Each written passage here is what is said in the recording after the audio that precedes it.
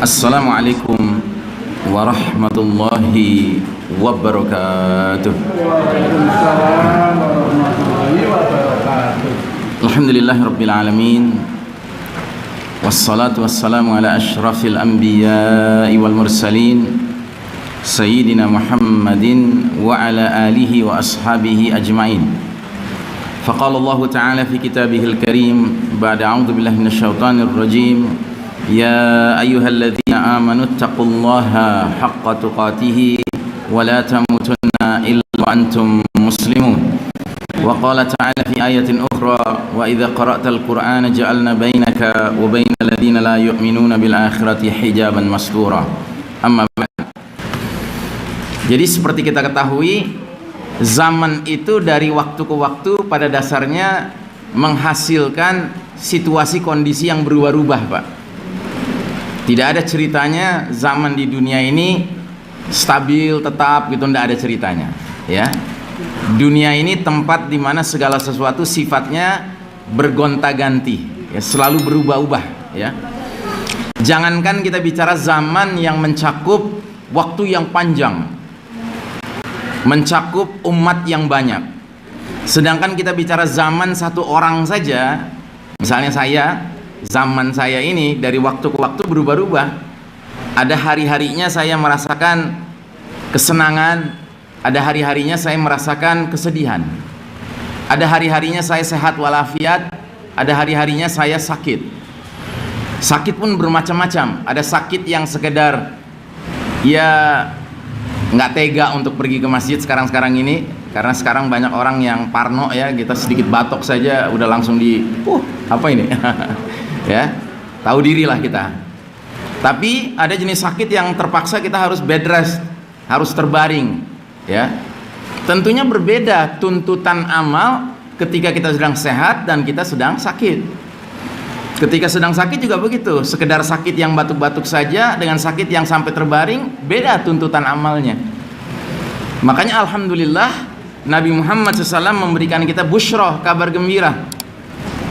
Seorang mukmin yang melazimkan suatu amal soleh tertentu, amal ibadah tertentu, kemudian Allah takdirkan dia sakit sehingga tidak bisa mengerjakan amal soleh itu, amal ibadah itu, dia akan tetap mendapatkan pahalanya. Masya Allah, ya. Makanya yang penting jangan beramal soleh, beramal ibadah musiman, tetapi jadilah orang yang gemar beramal soleh dan beramal ibadah yang dilazimkan, ya, yang didawamkan, yang didisiplinkan, ya. Supaya apa? Supaya kalau Allah takdirkan kita nggak bisa mengerjakannya karena sakit atau karena safar, ya, tetap pahalanya ngalir. Masya Allah, ya, itu luar biasa. Nah, demikian juga dengan zaman, Pak. Sebagai suatu umat kita harus mengenal zaman yang sedang kita hadapi seperti apa, supaya dari pemahaman kita akan zaman itu, situasi kondisinya, kita mengerti amal apa yang harus kita dahulukan, amal apa yang kita harus tunda, amal apa yang mesti kita kedepankan, amal apa yang boleh kita sembunyikan. Tapi kalau kita nggak kenal situasi kondisi, kita menjadi seperti orang bingung, Pak. Ya sama lah. Masa orang lagi sakit, dia tetap mau kerja, dia mau pergi jauh, kan nggak bisa. Ya, dia lagi sakit, dia harus tahu diri bahwa dia sedang sakit. Atau misalnya dia orang sehat, tapi dia maunya berbaring aja gitu kan. Ini namanya orang malas, ya kan? Kaum rebahan ini namanya, ya. Nah, kita tidak boleh jadi kaum rebahan yang ketika sedang sehat, ya, bawaannya maunya santai aja, ya. Nah, karena saudaraku rahimakumullah, kita membahas tema ini karena zaman yang kita hadapi sekarang ini perlu kita pahami. Dan alhamdulillah ada hadis-hadis nubuwah, hadis-hadis prediksi kenabian tentang akhir zaman yang menggambarkan zaman ini. Jadi semua yang kita akan jelaskan di sini ada nasnya, ada dalilnya, ya. Setidak-tidaknya kita mencatat ada 8 poin, Pak, tentang kondisi zaman yang sedang kita hadapi. Saya bacakan satu persatu terlebih dahulu. Yang pertama, ini adalah zaman babak paling kelam dalam sejarah umat Islam. Yang kedua, ini adalah era di mana kaum muslimin mengekor kepada kaum Yahudi dan Nasrani atau the Western civilization, peradaban barat. Yang ketiga, ini adalah era penuh fitnah seperti sepotong malam yang gelap gulita, kata Nabi Muhammad SAW. Yang keempat, ini adalah era di mana fenomena riddah itu kemurtadan, merebak di tengah kaum muslimin. Yang kelima, ini adalah era di mana kaum muslimin dijadikan santapan yang diperebutkan oleh bangsa-bangsa lain. Yang keenam, ini adalah era di mana musuh-musuh kaum beriman tidak takut akan kaum muslimin. Yang ketujuh, ini adalah era di mana kaum muslimin terjangkiti penyakit yang sangat mengerikan, Pak. Jauh lebih mengerikan dari HIV AIDS, dari demam berdarah, tifus, hepatitis, bahkan COVID. Namanya penyakit Wuhan. Lalu yang kedelapan, ini adalah era di mana para ar-ruwaibidah mendominasi urusan publik, urusan umum. Ini kita akan jelaskan satu persatu. Kita mulai dengan poin pertama. Ini babak paling kelam dalam sejarah umat Islam. Umat Islam sedang menjalani babak paling kelam di dalam perjalanan sejarahnya. We are living in the darkest chapter of the Islamic history. Kenapa? Karena inilah babak di mana Allah Subhanahu wa taala menguji kita umat Islam dengan kekalahan. Jadi kita sekarang sedang kalah, Pak. Sebagai umat kita sedang kalah sekarang. Sebaliknya, Allah justru memberikan izin kepada kaum kafir Yahudi, Nasrani, Barat, Eropa, Amerika memimpin dunia. Ya, sepakat di sini, Pak?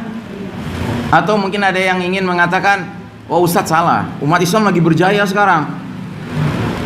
Yahudi, Nasrani yang lagi kalah sekarang ini." Ya, saya pikir kalau ada yang berpendapat begitu, saya ingin mengatakan kepada dia, tolong Bapak berwudu dulu. Jangan-jangan Bapak bangun tidur tadi langsung sholat subuh masih belekan gitu, belum berwudu, sehingga nggak bisa ngelihat mana yang putih, mana yang hitam, mana yang baik, mana yang buruk, mana yang sedang menang, mana yang sedang kalah. Saya pikir bukan satu perdebatan panjang, Pak, ya, untuk mengatakan umat Islam hari ini sedang kalah, sementara kaum Yahudi Nasrani sedang berjaya. Yaitu realitas, Pak. Dan tolong garis bawahi kata-kata diizinkan Allah memimpin dunia. Tapi pertanyaannya, apakah ketika orang kafir yang memimpin dunia ini atas izin Allah, lalu kemudian kita mengatakan Allah ridha? Allah ridha dengan itu? Tidak. Sebab kepemimpinan yang Allah ridhai hanyalah kepemimpinan yang mengandung dua syarat. Bukan satu syarat, Pak, dua. Syarat pertama apa? Pemimpinnya orang beriman. Biasanya syarat yang ini semua kita udah tahu, Pak. Kalau kita biasa ngaji, biasanya udah tahu nih syarat yang ini. Tapi ada syarat kedua. Apa syarat kedua? Pemimpin yang beriman itu memimpin dengan menjunjung tinggi hukum dan aturan Allah Subhanahu wa taala. Baru itu dikatakan kepemimpinan yang Allah ridhai. Kalau nggak terpenuhi syarat itu, maaf, bukan kepemimpinan Allah ridhai. Sekalipun yang mimpin konon kabarnya muslim. Paham? Ini penting, Pak, karena banyak orang hari ini, wah, ulil amri mesti ditaati. Kata orang Betawi, palelo peang. Gitu. Lowong ada ayatnya, tolong dicatat, tolong dikaji nanti. Buka kitab tafsir Ibnu Katsir, jelas tegas disebutkan sama Ibnu Katsir di situ. Apa ayatnya? An-Nisa 59. Ya ayyuhalladzina amanu atiullaha wa atiur rasula wa ulil amri minkum. Hai orang-orang beriman, taatilah Allah dan taatilah Rasul dan para pemimpin di antara kalian. Perhatikan, di depan Allah ada taatilah, Pak. Di depan Rasul ada taatilah. Di depan ulil amri minkum nggak ada taatilah. Iya kan? Hai orang-orang beriman, taatilah Allah dan taatilah Rasul dan para pemimpin di antara kalian. Kata Ali As-Sabuni hafizahullah atau rahimahullah, beliau sudah meninggal, ulama dari Suriah. Dalam kitab tafsirnya dia katakan, kenapa di depan Allah ada taatilah, di depan Rasul ada taatilah, di depan ulil amri minkum nggak ada taatilah? Karena mentaati Allah dan Rasul sifatnya nggak boleh ditawar-tawar. Tapi mentaati ulil amri minkum sifatnya bersyarat. Kalau syaratnya terpenuhi, wajib taat. Kalau nggak terpenuhi, maaf. Apa syaratnya? Syaratnya dua. Satu, syaratnya minkum, ulil amri minkum, dari kalangan kalian. Kaliannya kemana? Ke awal ayat, Pak. Hai orang beriman. Jadi harus orang beriman yang mimpin, ya. Tapi itu baru syarat pertama. Ada syarat kedua. Di ayat ini dijelaskan langsung lanjutannya. Fa in tanaza'tum fi syai'in farudduhu ila Allahi war rasul in kuntum tu'minuna billahi wal yaumil akhir. Dan jika kalian berselisih pendapat tentang suatu perkara, kembalikanlah urusannya kepada Allah dan Rasul. Apa maksudnya Allah dan Rasul? Quran dan Sunnah. Seandainya kalian benar-benar beriman pada Allah dan hari akhir. Jadi ada syarat kedua ulil amri, wajib ditaati. Apa itu syaratnya? Di samping dia mukmin, dia mengembalikan semua urusan hanya kepada Quran dan Sunnah, yang berarti dia berlakukan aturan dan hukum Allah Subhanahu wa ta'ala. Bahkan kata Ibnu Katsir, kalau ada kumpulan orang mengaku muslim, rela punya pemimpin yang tidak mengembalikan urusannya pada Quran dan Sunnah, itu berarti masyarakat yang tidak beriman pada Allah dan hari akhir. Karena itu syarat. Seandainya kalian benar-benar beriman pada Allah dan hari akhir, terimalah pemimpin dari kalangan kalian yang hanya mengembalikan semua urusan kepada Al-Quran was Sunnah. Jelas sampai di sini? Jelas ya? Yang kedua, ini adalah era di mana kaum muslimin mengekor kepada kaum Yahudi dan Nasrani, alias the Western Civilization, peradaban barat. Dan ini Nabi sudah sampaikan 15 abad yang lalu bakal terjadi. Nabi bersabda, sungguh kalian umat Islam benar-benar akan mengikuti kebiasaan jalan hidup, tata cara hidup orang-orang sebelum kalian, sejengkal demi sejengkal dan sehasta demi sehasta, sehingga sekiranya mereka yang kalian ikuti sudah jelas-jelas masuk lubang biawak sekalipun, kalian pasti akan terus saja ngekor sama mereka, ngikut sama mereka. Sahabat langsung bertanya, ya Rasulullah, apakah mereka yang kau maksud itu kaum Yahudi Nasrani? Nabi jawab, faman, siapa lagi kalau bukan mereka? Anda tahu waktu Nabi sampaikan hadis ini kepada para sahabat itu tercengang, Pak. Kenapa tercengang? Karena para sahabat nggak pernah mengalami, nggak kebayang sama para sahabat, kok bisa-bisanya ya umat Islam ngekor sama Yahudi Nasrani, gimana ceritanya nih? Sedangkan waktu Nabi hidup di Madinah setelah hijrah dari Mekah, ada ndak orang Yahudi di Madinah? Ada ndak? Ada. Nasrani ada? Ada. Musyrikin ada? Ada. Tapi mereka semua, Pak, tunduk pada Nabi dan para sahabat. Makanya nggak ngerti para sahabat dengar hadis ini, wah, Yahudi Nasrani bakal diikutin. Nggak ngerti kan mereka, nggak kebayang sama mereka. Nah mereka dulu nggak bisa bayangin, Pak. Nah kita sekarang nggak perlu ngebayangin, Pak. Depan mata kita lihat, kiri kanan depan belakang, ya, umat Islam ngekor aja sama mereka. Apa kata mereka, ikutin, ya. Suruh sekian M oke, 3M oke, 5M oke, 17M apalagi, oke banget, gitu. Ya. Nah jadi saudaraku rahimakumullah, ternyata kita yang mengalami Pak hadis ini. Para sahabat dulu nggak ngalamin, bahkan generasi sampai babak ketiga nggak ngalamin, Pak, belum ngalamin. Karena di generasi ketiga, babak ketiga itu ya masih ada khalifah-khalifah, Pak, yang masih berjaya, yang masih bisa memerintahkan jihad, membebaskan negeri demi negeri, Pak. Ya, bahkan di babak ketiga itu ada khalifah yang begitu dengar laporan ada seorang wanita muslimah jilbabnya dicabut ya kan, langsung dia perintahkan bikin barisan jihad. Wow, barisan jihadnya dari ibu kota sampai ke lokasi negeri di mana wanita itu dianiaya, Pak. Itu terbentuk barisan panjang, Pak, hanya untuk menyelamatkan kehormatan satu orang wanita muslimah yang dianiaya, dizolimi, dinistakan dengan cara cuman dicabut jilbabnya, Pak. Nah, hari ini udah berapa wanita muslimah yang bukan sekedar dicabut jilbabnya, Pak ya?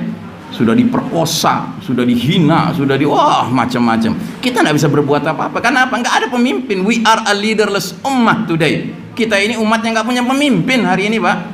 Sadarilah itu. Gitu. Ya, kalau kita punya pemimpin, tuh pemimpin akan punya ketersinggungan terhadap setiap penganiayaan yang terjadi pada saudara muslim kita, apalagi muslimah. Ya. Nah, jadi saudaraku rahimakumullah, inilah babak di mana Allah cabut kepemimpinan dunia dari tangan Islam dan umat Islam untuk kemudian Allah serahkan kepada pihak Barat, Eropa dan Amerika yang merupakan masyarakat kaum Yahudi Nasrani.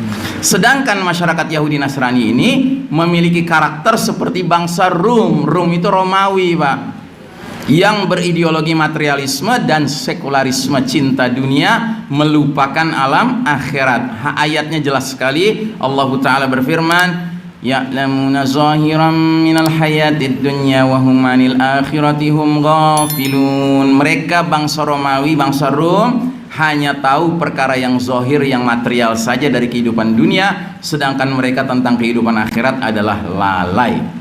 Suratnya surat Ar-Rum, bangsa Rum, ayat ke-7. Ya. Jadi yang sedang mimpin dunia tuh orang-orang berpaham materialisme dan berpaham sekularisme, Pak. Ini yang mimpin dunia sekarang. Makanya wajar sekali umat manusia akhirnya tidak lagi hidup dalam sistem iman tauhid yang lurus dan berkah, melainkan hidup dalam sistem kafir syirik yang sesat dan merusak. Kan kita dulu waktu memimpin 1342 tahun Hijriah, Pak, umat Islam berjaya, kita perkenalkan sistem hidup yang fondasinya iman tauhid, Pak.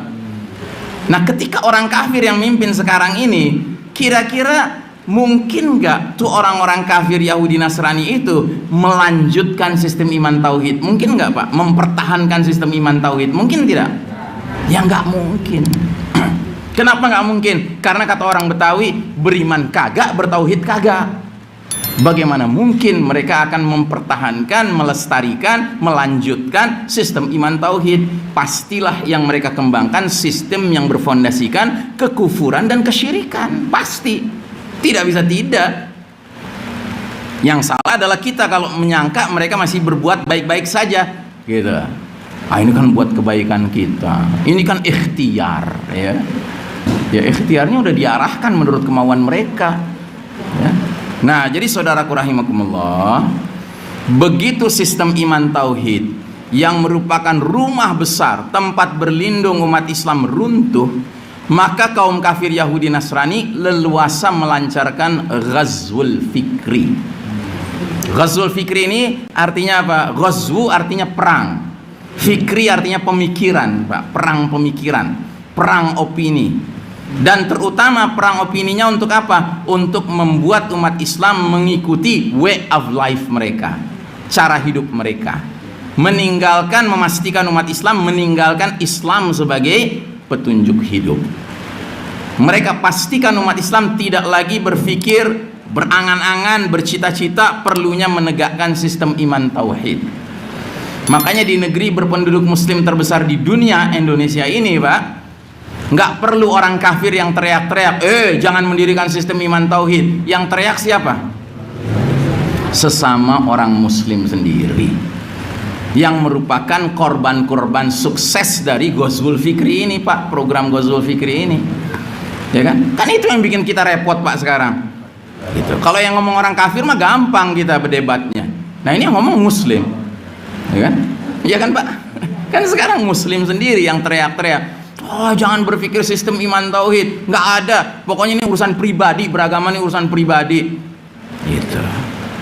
Nah, jadi kaum kafir Yahudi Nasrani sangat tidak rela jika umat Islam masih saja mengikuti petunjuk Allah.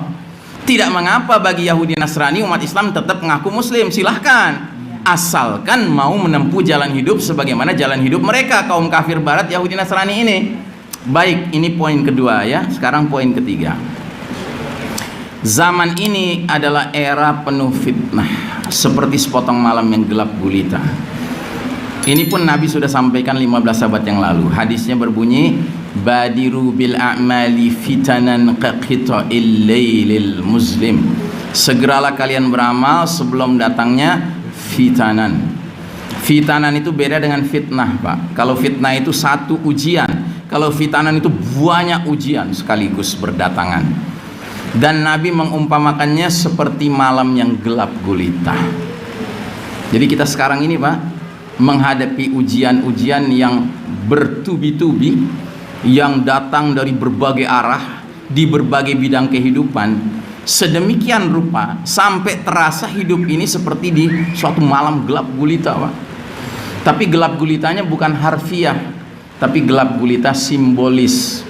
Maksudnya kita dikepung oleh nilai-nilai gelap, Pak.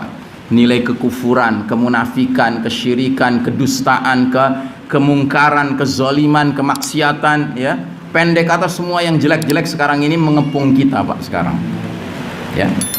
Atau mungkin ada yang berpendapat nggak gitu. Oh enggak Ustadz, kita di mana-mana keadilan sekarang, di mana-mana ma'ruf, ya kan? Ya, di mana-mana kita dalam keadaan taat, nggak sedang kufur, nggak sedang maksiat, gitu kan? Nah, lagi-lagi kalau ada yang berpendapat begitu, mungkin perlu disarankan supaya berwudu, Pak, ya.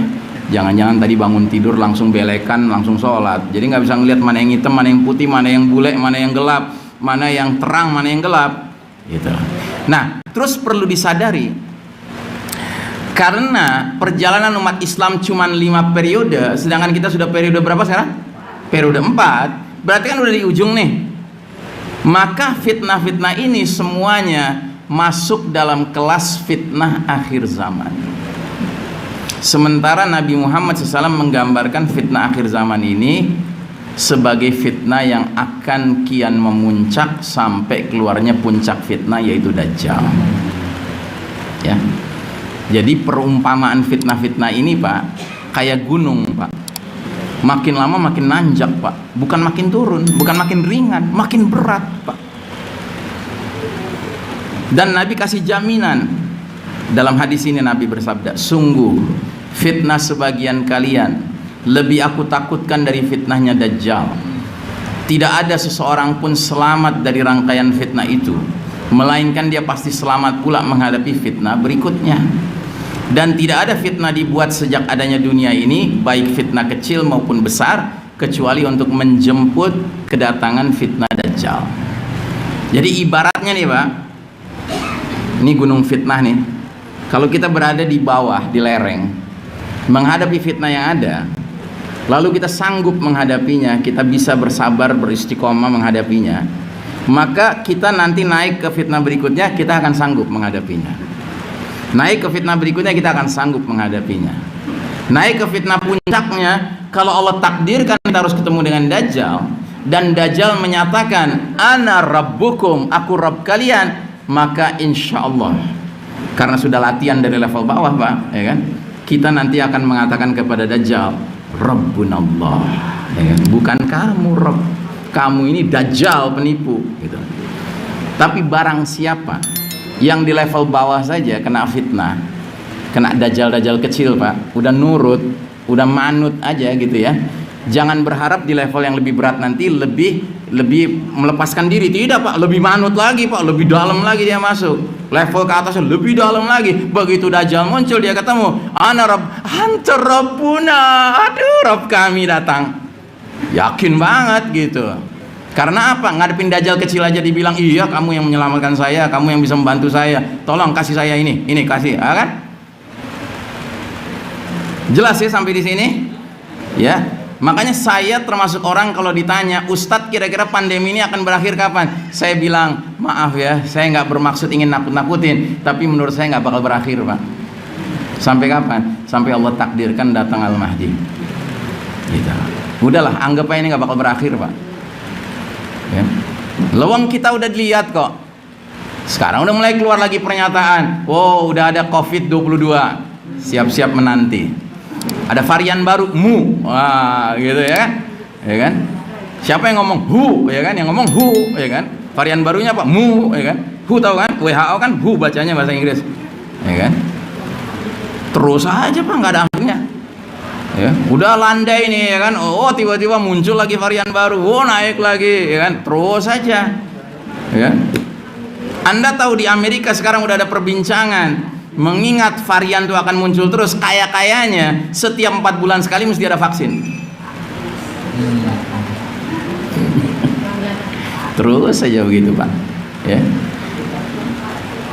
Karena seneng mereka ngelola begini nih, enak betul Pak, ngelola begini nih enak sekali. Mulkan Jabrian, makin kita makin ngerti, oh ini maksud Nabi mulkan Jabrian, penguasa-penguasa yang memaksakan kehendak. Karena suka-suka mereka Pak, ya. Orang kelas bawah, kelas menengah, kelas bawah gitu mengalami penderitaan, bodoh amat. Yang penting kita super rich ini, yang kaya raya ini makin digdaya di muka bumi ini. Kan begitu logikanya. Logikanya Dajjal dan semua yang merupakan pengikut Dajjal gitu. Terus kita mau nurut, kita mau ikut, ya kan? Ya silahkan. Sebab kata Nabi, barang siapa yang ketika nanti Dajjal muncul, dia tawarkan surga, terus dia pilih surganya Dajjal, sama saja dia pesan nerakanya Allah. Barang siapa diancam Dajjal dengan nerakanya Dajjal, ya, terus dia tetap mengatakan, oh gue pilih neraka lo, nggak apa-apa, yang penting gue dapat surganya Allah. Itu kalau udah puncaknya si Dajjal, ya kan? Nah selagi sebelum Dajjal kecil ini sama aja, ya kan? Lo mau jalan-jalan, mau naik pesawat, lo mau masuk mall, lo mau ini, gini dulu, gitu, ya kan? Kalau enggak, ya gue kasih neraka sama lo, kesulitan hidup, gitu. Ya, nggak apa-apa, sulit-sulit dikit lah sebentar, ya. Apalagi umur udah 60, ya kan? Nabi bilang umatku umurnya rata-rata 60 sampai 70, yang lebih 70 dikit, gitu. Ya sudah sabar dikit aja. Milih yang mana? Milih neraka Dajjal apa milih neraka Allah? Milih surga Dajjal apa milih surga Allah? Kan itu silahkan, terserah masing-masing. Makin hari makin jelas ini Pak, makin jelas ini makin hari gitu. Tinggal sisanya kita mau meyakini nggak yang jelas ini, atau kita masih nutup-nutupin, enggak ini bagus kok, ini orang pinter dia yang ngomong gitu, orang pinter, orang baik nih, gitu ya kan. Baik gimana? Sholat aja kagak, wudhu aja kagak gitu, kok dibilang baik gitu. Makanya aneh, sholat kagak boleh berdekatan, padahal kita tahu kanan kiri kita orang beriman, berwudu dia, ya kan, niatnya baik datang ke masjid. Nah ini tempat yang nggak ada jaminan kiri kanan nih muslim apa kagak, berwudu apa kagak, bahkan mandi apa kagak gitu kan. Di pesawat boleh Pak, deket-deket Pak, dan pasti pakai AC di pesawat. Coba naik pesawat nggak pakai AC, rame-rame demo tuh penumpang. Nah, kenapa di masjid, tempat dimana semua orang niatnya baik, ya, datang juga udah dengan baik, dia udah berwudu, ya kan? Dan kita paling-paling 10 menit, paling lama tuh Pak, ya. Itu kalau misalnya imamnya model hafiz-hafiz dari Baitul Quran gitu kan, panjang bacaannya gitu sampai 10 menit, ya kan? Dan kita semua berdiri yang ngadep ke sana Pak, nggak begini. Nah ini di pesawat, mana ada naik pesawat 10 menit Pak? Ada nggak naik pesawat 10 menit? Baru naik, ya kan? Baru juga dengerin pengumuman dari siapa pilotnya gitu. Naik pesawat tuh minimal 45 menit, 1 jam minimal. Apalagi kalau perjalanan pergi haji 10 jam, ya kan? Bisa gitu nggak ngobrol sama kiri kanan? Bisa? Ya nggak mungkin. Manusia itu makhluk sosial, ya.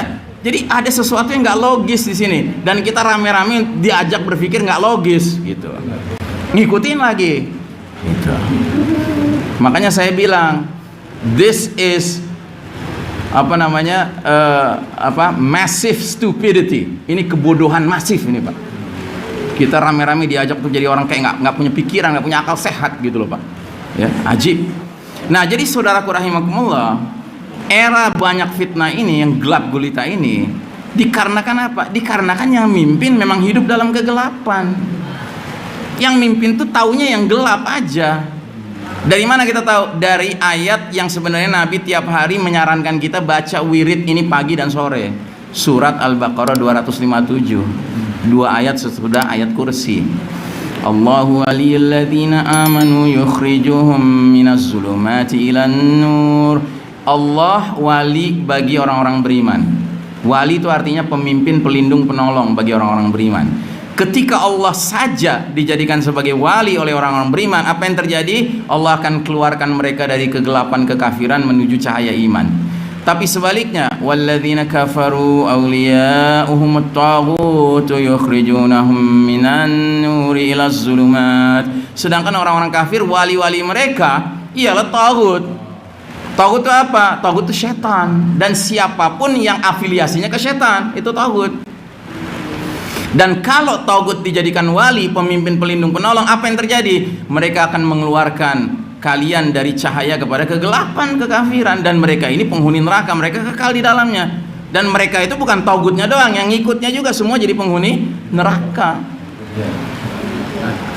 Jadi Anda tahu Pak, kafir-kafir yang mimpin dunia sekarang ini Pak, ini kelasnya bukan kafir zimmi, bukan kafir muahid. Kafir zimmi itu kafir yang tunduk pada pemerintahan Islam. Dia hidup di bawah naungan pemerintahan Islam, dia tunduk, nggak neko-neko gitu.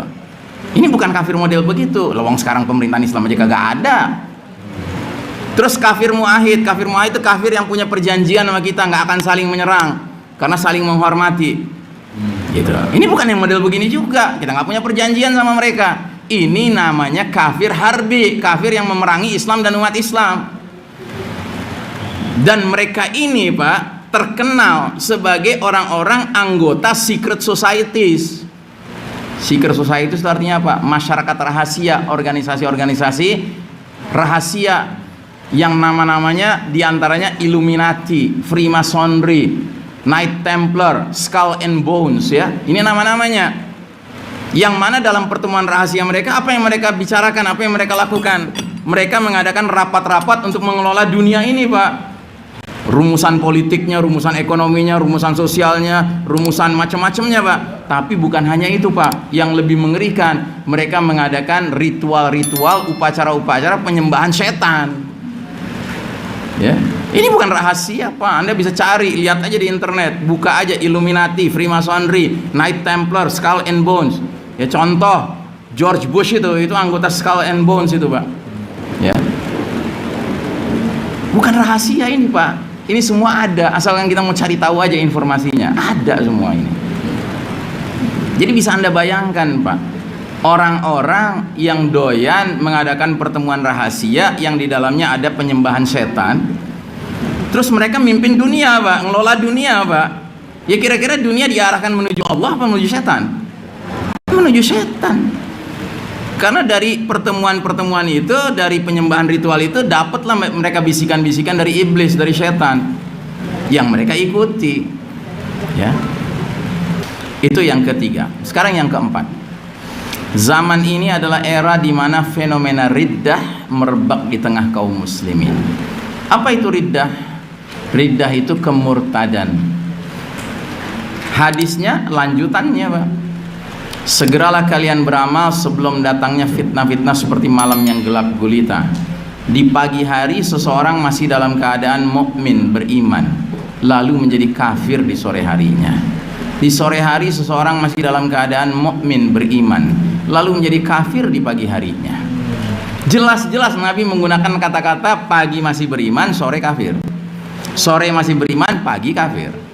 Nabi nggak bilang pagi berbuat baik, sore berbuat jahat, sore berbuat baik, pagi berbuat jahat. Bukan urusan perbuatan ini Pak. Ini urusan pindah kapling. Nah jadi maknanya apa?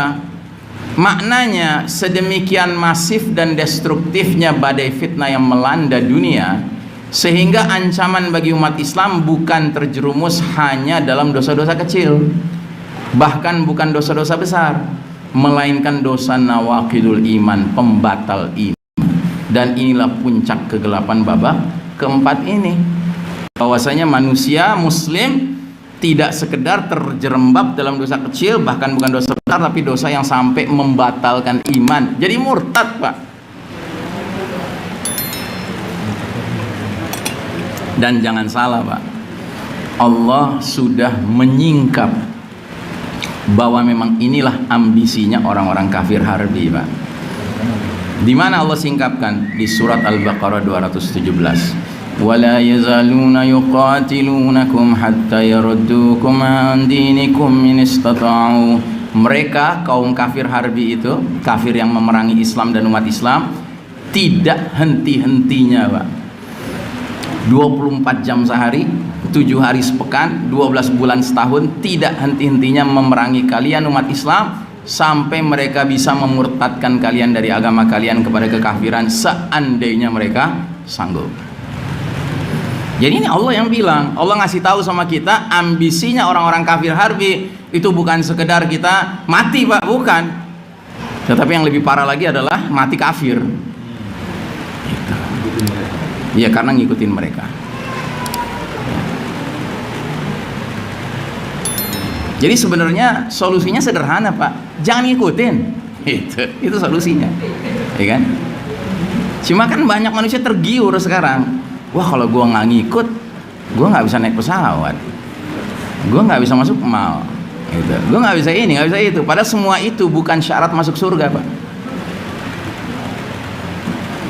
Yang kelima, ini era di mana kaum muslimin dijadikan santapan yang diperebutkan oleh bangsa-bangsa lain. Nabi bersabda, hampir-hampir bangsa-bangsa memperebutkan kalian umat Islam layaknya memperebutkan makanan yang ada di mangkok. Jadi makanan ini umat Islam kayak makanan gini di mangkok, ya kan? Diperebutkan oleh bangsa-bangsa lain. Sedemikian rupa gambaran Nabi sampai-sampai seorang sahabat nanya, apakah kami waktu itu jumlahnya sedikit? Itu bayangan sahabat kan gitu. Kok bisa dikeroyokin gitu? Itu karena kitanya sedikit, merekanya banyak kan gitu bayangannya. Apa jawab Nabi? Oh, bahkan jumlah kalian waktu itu sangat banyak. Namun kalian seperti buih di genangan air. Ya. Apa ciri khas buih, Pak? Ya, jadi ciri khas buih itu kalau kita pergi ke pantai, kita lihat ombak berdebur, dia nabrak laut ya, itu muncul tuh buih. Dia muncul indah sekali kelihatannya Pak ya, putih gitu ya. Tapi nggak berapa lama ada angin semilir aja tiba-tiba hilang dia. Kenapa tiba-tiba hilang? Karena ringan ya. Karena ringan bobotnya dan karena tidak ada isinya Pak. Jadi kalau Anda ambil buih, Anda pegang gini, Anda remes gitu ya, nggak ada isinya kan? Nggak ada isinya, kosong dia. Nah jadi Nabi menggambarkan umat Islam itu layak jadi rebutan kayak makanan di mangkok oleh bangsa-bangsa lain ketika umat Islam kagak ada isinya Pak, kagak ada bobotnya. Bobot apa Ustadz? Bobot semua-muanya. Bobot imannya lemah, bobot akhlaknya ringan, bobot ilmunya, bobot muamalahnya, bobot dakwahnya, bobot jihadnya, bobot ibadahnya, semuanya bobotnya lemah. Kita ini sangat berbeda dengan para sahabat. Para sahabat itu ditempa, ditarbiyah, dididik, diedukasi oleh Nabi SAW sedemikian rupa sehingga bobot mereka luar biasa Pak. Sampai-sampai seorang Umar bin Khattab, apa kata Nabi tentang Umar bin Khattab?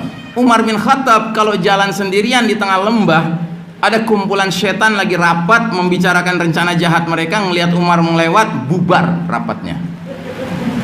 Iya, saking berbobotnya Umar. Tapi kita sekarang Pak, 5 muslim jalan malam Jumat lewat kuburan, ada sesuatu yang bunyi-bunyi gitu kan, bubar semua muslim itu.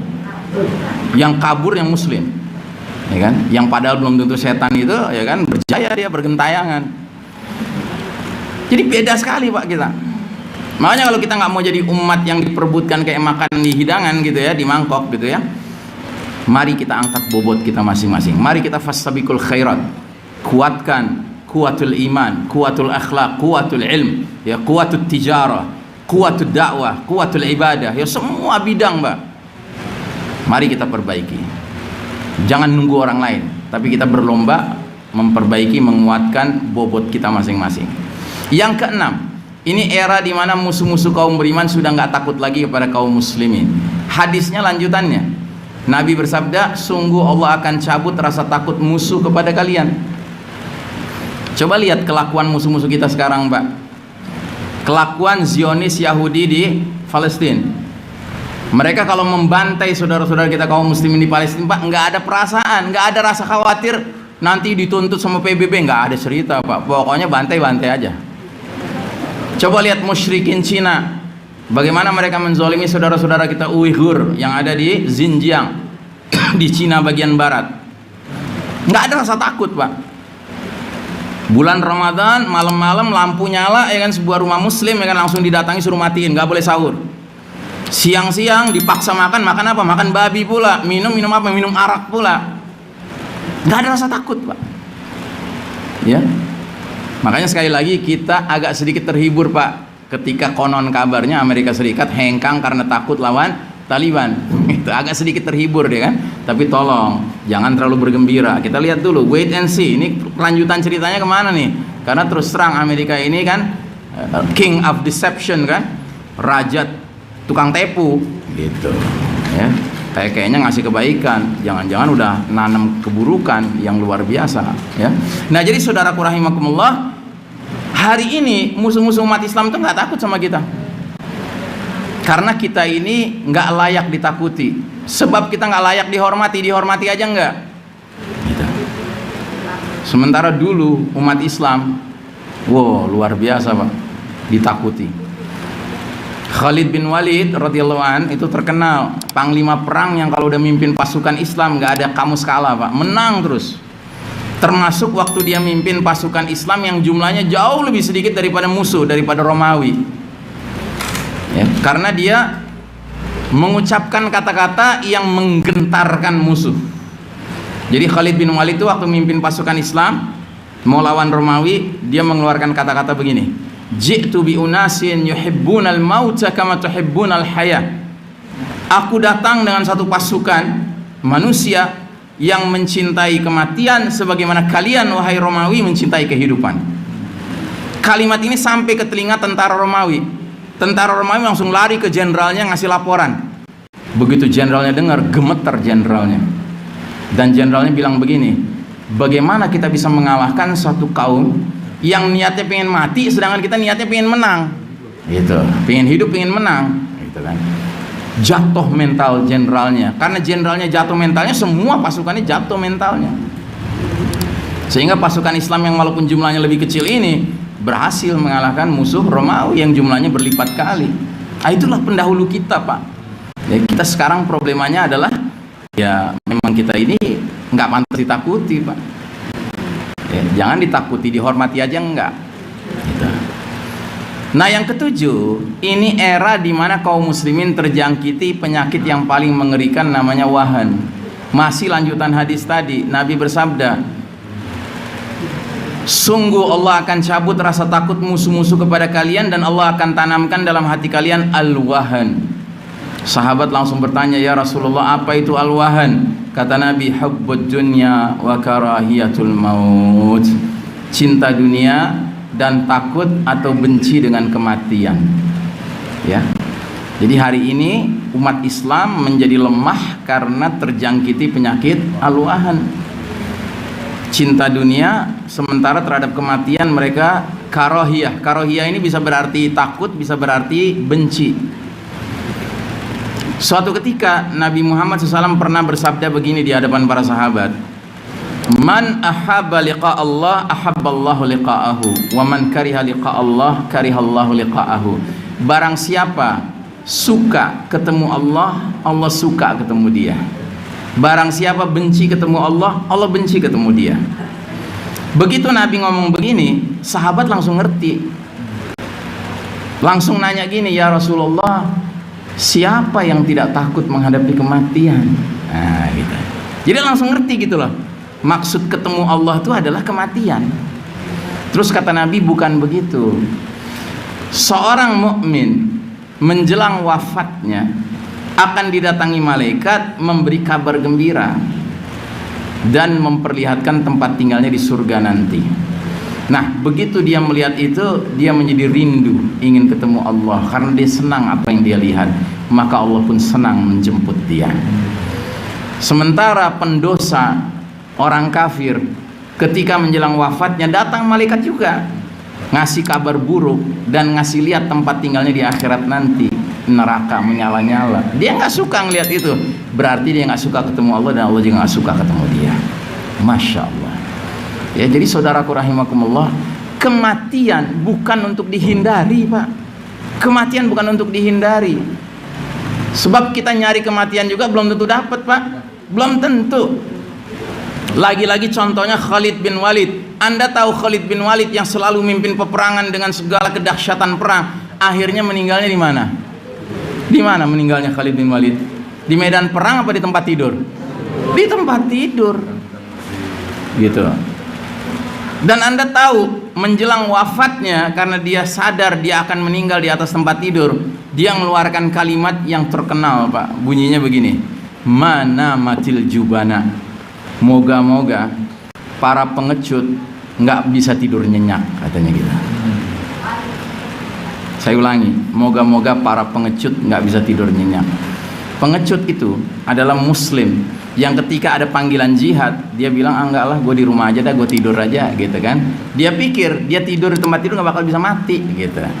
Ini lihat gue nih, Khalid bin Walid, udah ikut berbagai peperangan, ternyata harus menemui kematian di atas tempat tidur. Dia pengen mati di medan jihad, dia udah, wow.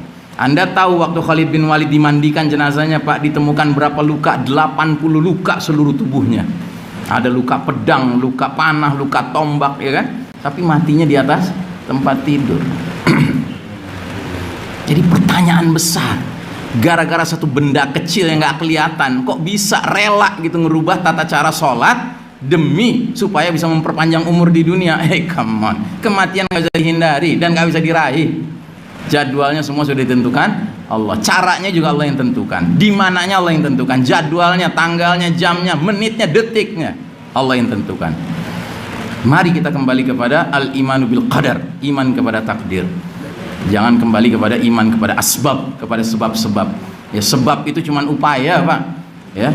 Makanya kalau tabib yang benar, ya kan, itu setiap dia menyembuhkan pasiennya, dia nggak bilang gue nyembuhin, tidak, alhamdulillah Allah sudah sembuhkan kamu.